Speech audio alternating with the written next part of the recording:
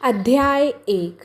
श्रीमद् भगवद गीता का पहला अध्याय विषाद योग के नाम से भी जाना जाता है।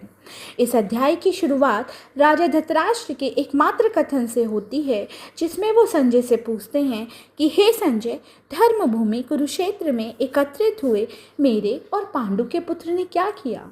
यहाँ पर हम देखते हैं कि राजा धृतराष्ट्र न सिर्फ जन्म से अंधे थे, बल्कि बुद्धि से भी अंधे, अधर्मी और बहुत ही बायस्ड राजा थे। दुर्योधन भी अपने पिता की भांति बहुत डरा हुआ था।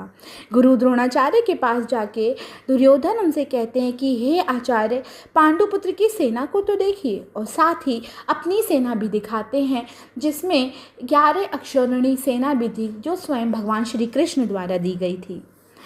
इसके बाद युद्ध शुरू करने के लिए शंखनाद शुरू हो जाता है।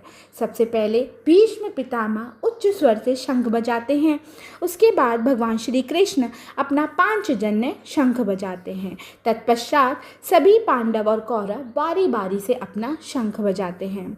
सभी के शंख बजाते ही कोलाहल शुरू हो जाता है।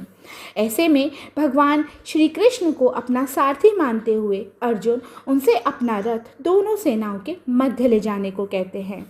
भगवान श्री कृष्ण एक अच्युत की भांति उनकी बात मानते हुए रथ युद्ध भूमि के बीच में ले जाकर खड़ा कर देते हैं।